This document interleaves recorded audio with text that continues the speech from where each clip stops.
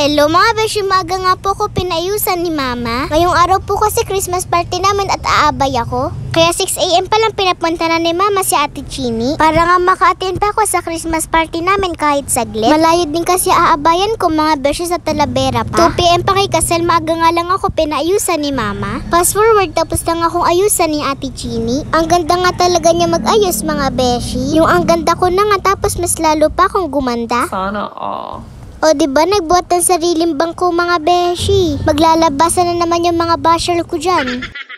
Nagpatid na nga po kami kay Papa sa school. Nahihiya pa nga akong pumasok mga beshi. Nabutan nga po namin na naglalaro na nga ng stop dance yung mga kaklase ko. Bali kasi simula nga lang daw po nila mga beshi. Tignan nyo naman, ang dami nga namin pagkain. Kulang pa ngayon dahil wala pa nga yung ibang pagkain. Ang dami nga din pa prizes mga beshi. Sumali na nga din ako sa pag-games dahil tumatakbo na nga din yung oras ko mga beshi.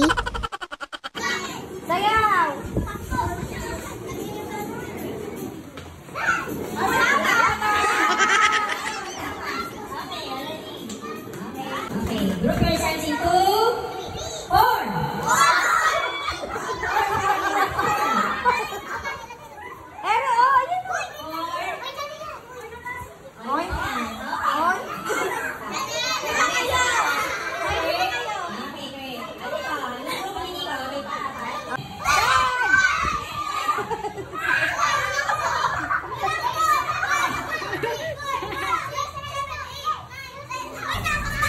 Natalo nga kami mga beshi, nanalo ngayong mga lalaki. Nakakatuwa ngayong mga nanalo ngayong mga kagroup ko pa sa sayaw. Habang nandito pa nga ako, inuna na nga ni teacher pa sayawin yung group namin.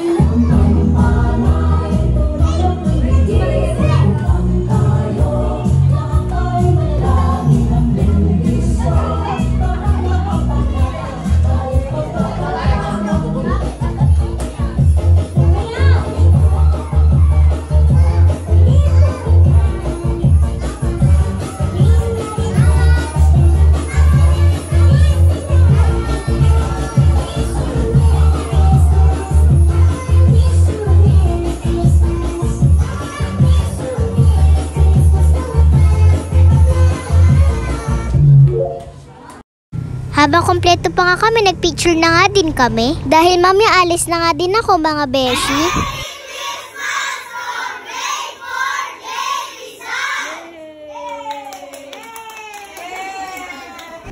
Pagkatapos sinabot ko na nga din po sa advisor ko yung regalo ko. At binigay ko na nga din yung exchange gift sa nabunot ko. Di na nga ako nahirapan sa pagbili ng regalo dahil meron nga po kaming wishlist.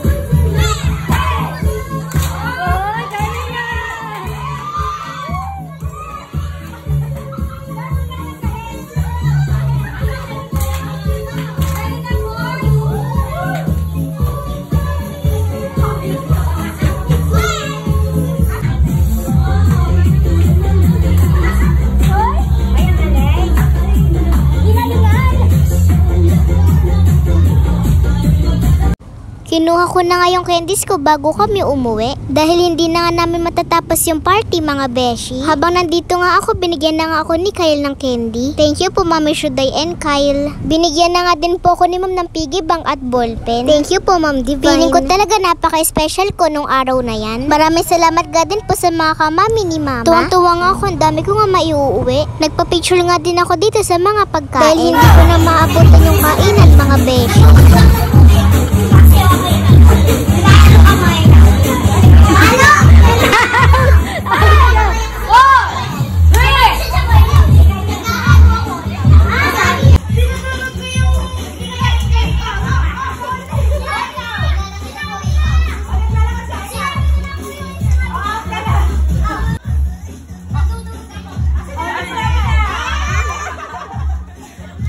Nanalo pa nga ako bago umuwi mga beshi. Nagpaalam na nga din po kami sa kanila at nagpaalam na nga din po yung kaklase ko sa akin. Kinabukasan nga nakabunot sa akin, dinala nga sa amin yung exchange gift ko.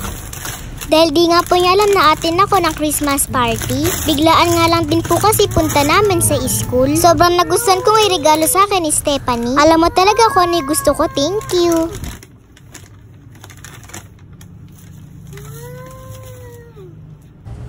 Merry Christmas po sa inyong lahat. Yun lang. Salamat sa panonood. Bye-bye mga beshi!